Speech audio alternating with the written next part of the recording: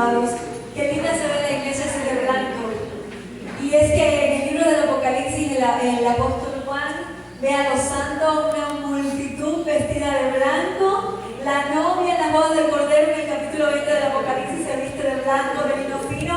Y pues la iniciativa fue venir vestidos de blanco para adorar, para exaltar a Dios y en representación de que somos la novia de Cristo. Le voy a invitar que vaya conmigo a Lucas, capítulo 24, versículos 1 al 7. Y vamos a estar hablando acerca de no está aquí, sino que ha resucitado. Amén. Y hay tres evidencias por las que podemos decir que la resurrección es el hecho más trascendental de toda la historia. ¿Ya lo tenemos? El primer día de la semana, muy de mañana, vinieron al sepulcro trayendo las especies aromáticas que habían preparado y algunas otras mujeres con ellas. Y hallaron removida la piedra del sepulcro y entrando no hallaron el cuerpo del Señor Jesús. Aconteció que estando ellas perplejas por esto, he aquí se pararon junto a ellas dos varones con vestiduras resplandecientes, y como tuvieron temor y bajaron el rostro a tierra, le dijeron: ¿por qué buscáis entre los muertos al que vive? No está aquí, sino que ha resucitado. Acordaos de lo que os habló cuando aún estaba en Galilea, diciendo: es necesario que el Hijo del Hombre sea entregado en manos de hombres pecadores y que sea crucificado y resucite al tercer día. Ese es el hecho sobre el cual descansa la iglesia. La iglesia no descansa en cuestiones subjetivas, emocionales o en enseñanzas morales, aunque son parte de. La iglesia descansa en el hecho más trascendental y relevante de todos los tiempos: la resurrección de nuestro Señor Jesucristo. Otras religiones se basan en cuestiones subjetivas, pueden ser ciertas, pueden ser falsas, quién sabe. Pero la resurrección de Jesucristo es el hecho más trascendental de la historia y es un hecho ciertísimo. El acto más trascendental de la historia, la mayor victoria sobre los poderes opuestos al reino de los cielos. Irreversible, eterna, contundente y poderosa. Ningún otro se ha levantado de la tumba para no morir jamás. Solo nuestro Señor Jesucristo, porque es todo hombre, pero es todo Dios. Aleluya. Solo nuestro Señor Jesucristo. Padre amado, gracias por tu presencia, gracias porque estás con nosotros, que tu Espíritu Santo esté hablando en nuestra vida, que esté confirmando la fe, Señor, esa que hicimos, esa profesión que hicimos cuando creímos, Señor, y que podamos mantener nuestros ojos puestos en el autor y consumador de la fe, que es nuestro Señor Jesucristo. Le damos toda la gloria y toda la honra. El Evangelio de Lucas describe con gran detalle los acontecimientos de la vida, muerte y resurrección de Jesús. Después de ser crucificado, los discípulos se encontraban entristecidos. De hecho, Pedro dijo: vámonos a pescar. Y nada más estaba esperando que fuera el primer día de la semana para tomarse ustedes, porque era viernes, el día de la crucifixión, que el otro día era el sábado. Y en el sábado, recuerden que los judíos no trabajaban. Él estaba esperando que fuera el primer día de la semana para irse a pescar. Pero todo fue diferente en la mañana del primer día. El versículo primero del pasaje nos presenta a las mujeres. Hermano, gloria a Dios por las mujeres. Porque mientras los discípulos varones estaban con temor, entristecidos, las mujeres estaban al pie del sepulcro. Y ellas fueron las que tuvieron la primicia de la resurrección de Cristo.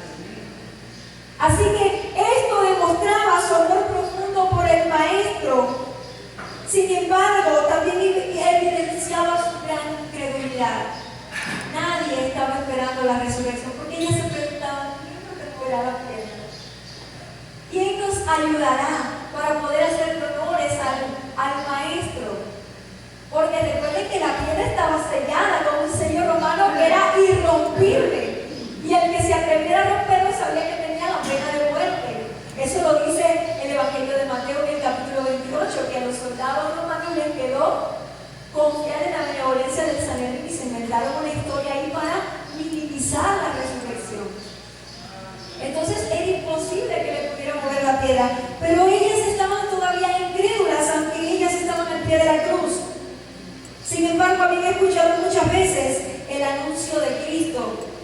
destruiré este templo y al tercer día lo reedificaré. Es necesario que el Hijo del Hombre esté 3 días en el sepulcro, en el corazón de la tierra, de la misma manera que Jonás estuvo 3 días en el vientre del pez.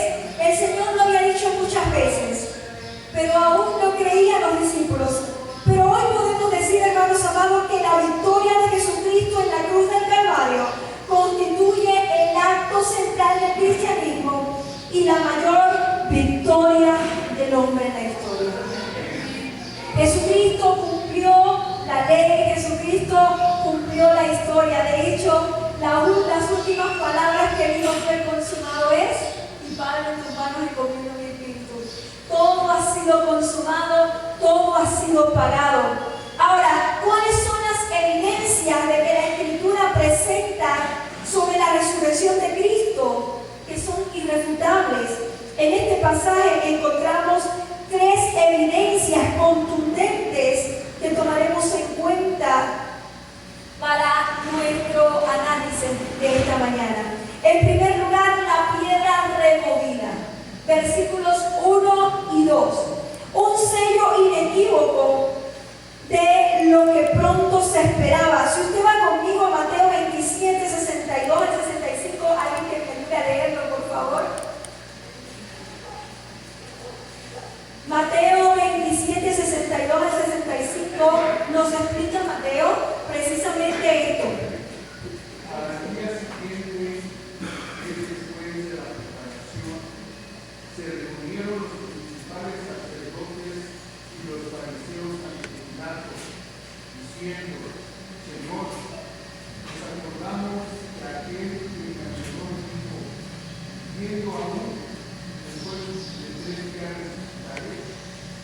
Manda pues que se asegure el sepulcro hasta el tercer día, no sea que vengan sus discípulos de noche y lo hurten, y digan al pueblo: resucitó entre los muertos, y será el postrero peor que el primero. Y Pilato le dijo: ahí tenéis una guardia, y asegurarlo como sabéis. Entonces ellos fueron y aseguraron el sepulcro, sellando la piedra y poniendo la guardia. Los fariseos se encontraban bajo alerta de la posible resurrección de Cristo. Ellos conocían las señales y observaban el cumplimiento profético de la Escritura. Ahora, el obrar poderoso de Dios no era suficiente para atraer sus corazones hacia su presencia. Por eso ellos están pensando: vamos a idear algo, no sé a qué pasa, porque sabían que ellos sabían la Escritura, pero se rehusaban a creer. Por eso que Jesús dice: la blasfemia contra el Espíritu Santo no tiene perdón. Y es que, ¿qué es la blasfemia contra el Espíritu Santo? Precisamente lo que estaban haciendo los fariseos. Conocían las señales, conocían que había salido de Dios, y era el rechazo a la obra del Espíritu Santo por mostrarles que Jesús era el Hijo de Dios. Manos a la obra, los fariseos hicieron todo lo posible para impedir la manifestación gloriosa del poder de Dios en Jesús. Hermanos amados, pero sabemos que todo el que se opone a Dios sale derrotado. Consiguieron maquinaciones perversas para oponerse al plan de Dios, cuando ellos sabían abiertamente que Jesús era el Hijo de Dios, el Mesías esperado. Si Cristo no hubiera resucitado, sería imposible que los discípulos hubieran secuestrado, hubieran robado su cuerpo, porque había un sello que no se podía romper, porque constituía una violación a la ley romana y esto conllevaba la pena de muerte. Ahora, un sepulcro con una gran piedra que bloqueaba la entrada. Tenemos una piedra que es difícil de remover y tenemos una compañía de soldados también. Y de acuerdo con los registros del derecho romano y de cómo era el ejército romano en el siglo I, una compañía de soldados llevaba aproximadamente de 8 a 16 soldados. Imagínense los soldados romanos, los italianos, que son bastante altos, los latinos son bien altos, fornidos, máquinas de matar de su tiempo,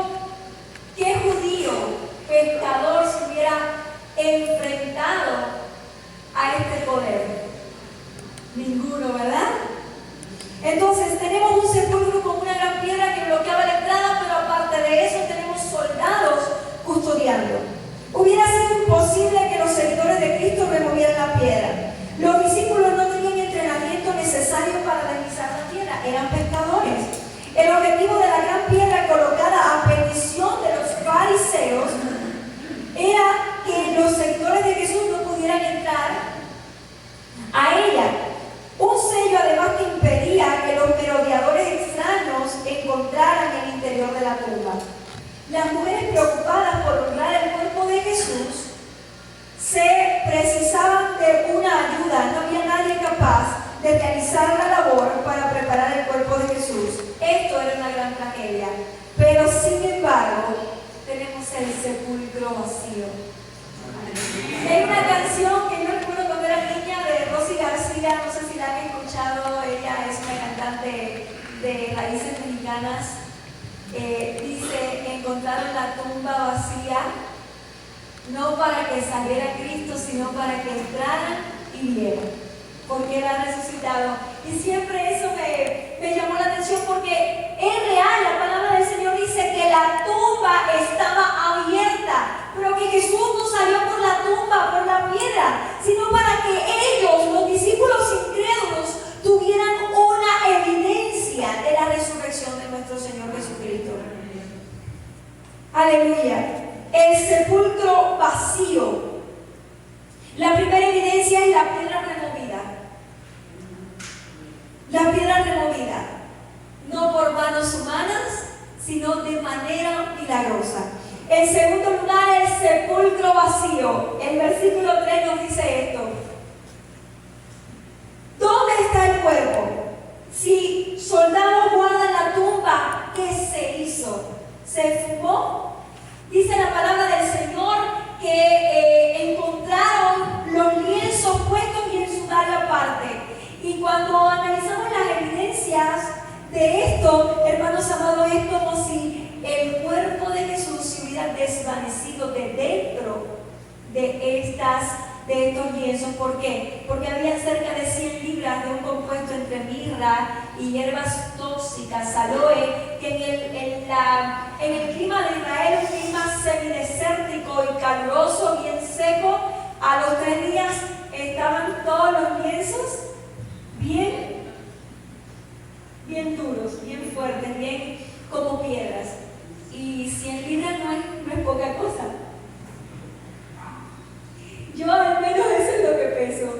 100 libras de este compuesto tóxico, con esto embalsamaron el cuerpo de Jesús. Entonces era imposible que al tercer día quitaran las vendas. Entonces la Biblia dice que se quedó ahí. Los lienzos se quedaron como si fuera un traje, como si fuera una coraza, y Jesús se desvaneció por dentro de los lienzos y salió victorioso. Ahora, las mujeres se preguntaron acerca de la ubicación del cadáver que querían honrar.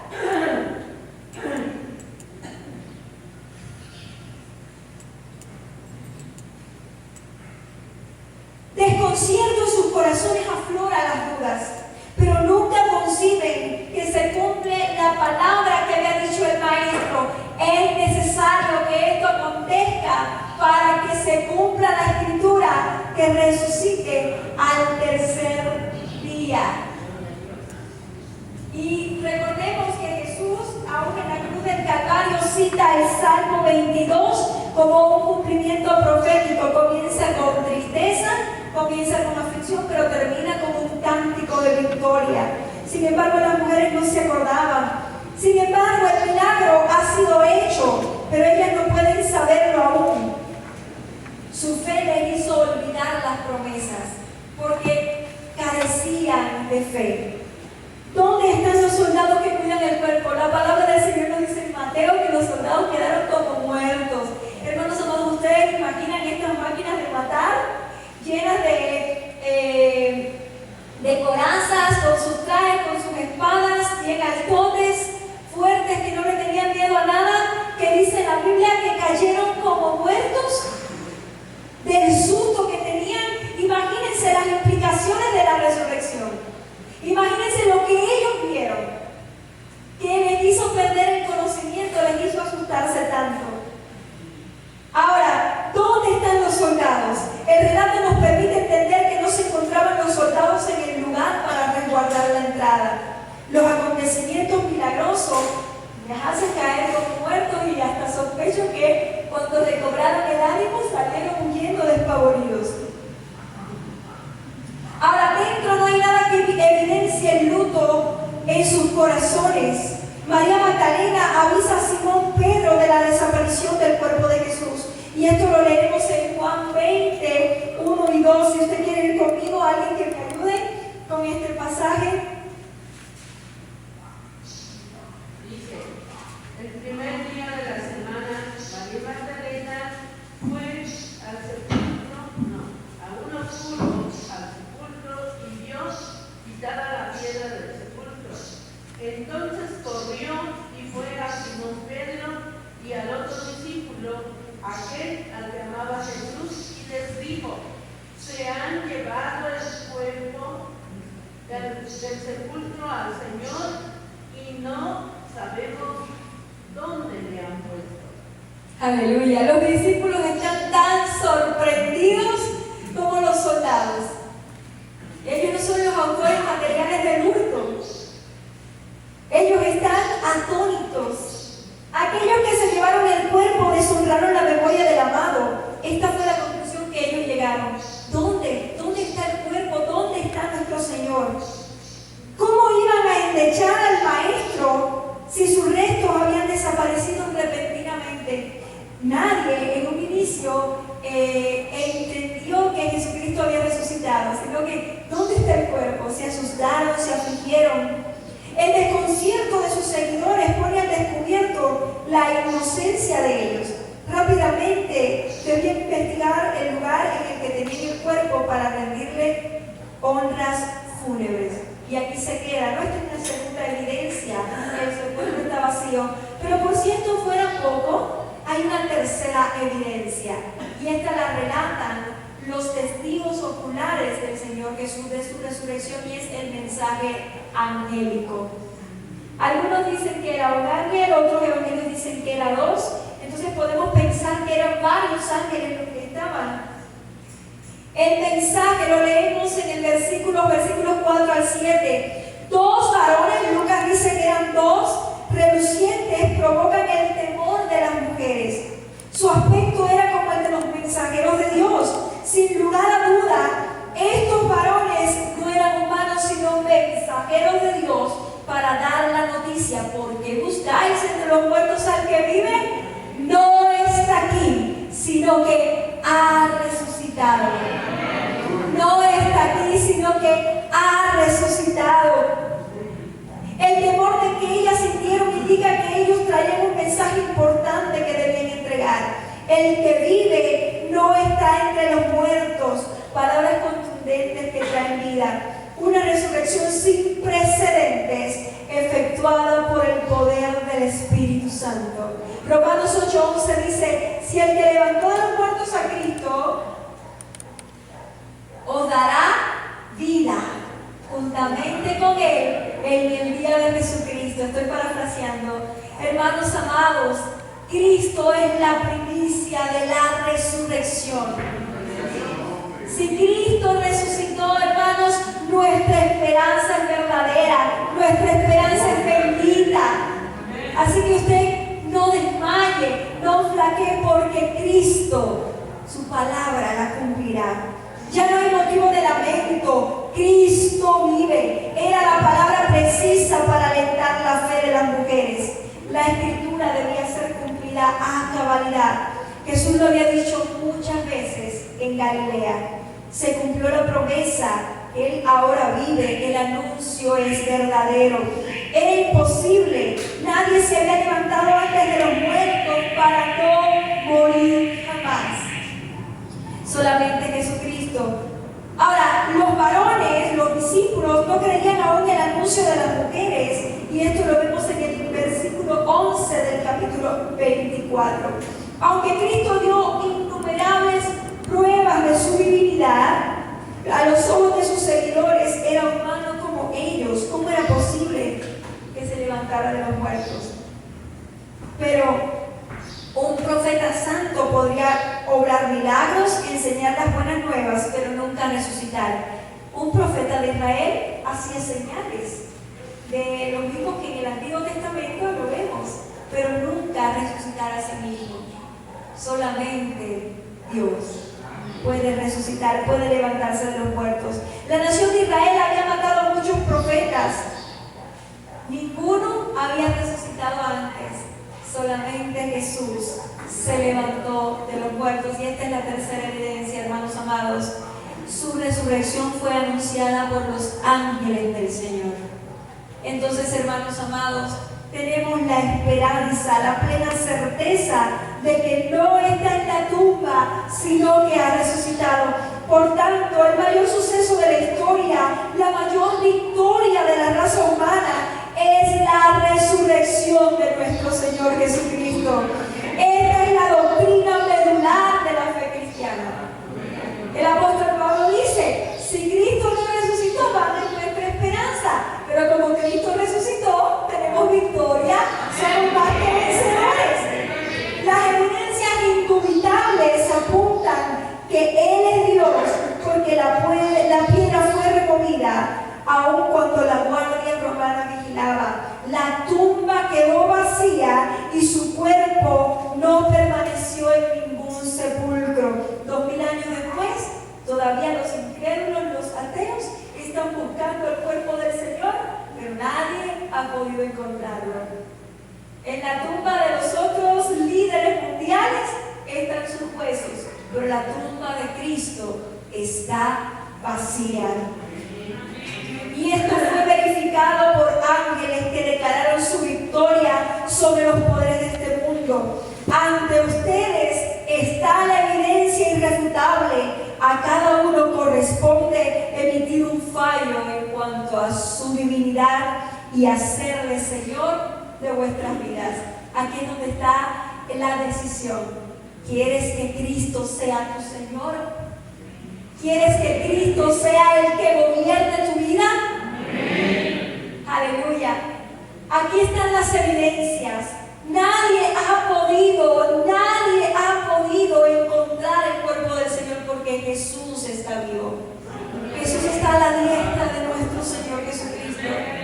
Ahora, a usted corresponde decir: ¿es mi Señor? ¿Es mi Salvador? ¿O lo rechazo como los fariseos? Hermanos amados, y esta es el ánimo, esta es la enseñanza para esta mañana victoriosa de resurrección. Hagámosle Señor de nuestras vidas por siempre. Pongamos nuestros ojos en el autor y consumador de la fe hasta el día de su segunda venida. Así que te voy a pedir que te pongas en pie. Vamos en estos breves minutos que nos quedan todavía. Vamos a adorar a nuestro Dios y vamos a decirle: Señor, eres santo, eres santo. No hay nadie como tú. Gracias por tu sacrificio en la cruz. Gracias por tu resurrección, hermanos amados. Y a veces no entendemos, no comprendemos la magnitud del sufrimiento, del desprecio, del oprobio que el Señor Jesucristo sufrió. Dice el profeta Isaías que fue triturado, desmenuzado como carne molida por nosotros. Ese es el vocablo que usa en hebreo el profeta Isaías. Él padeció, se humilló hasta lo sumo. ¿Por qué? Porque usted y yo tengamos vida eterna. Y no es una vida raquítica, no es una vida enferma, no es una vida como con poquitos, es una vida abundante. Es una vida abundante con la guía del Espíritu Santo de Dios. Así que vamos a decirle: Señor, gracias. Y vamos a decir aleluya. Aleluya es una expresión en hebreo que invita al pueblo a alabar al Señor. El Rey está vivo.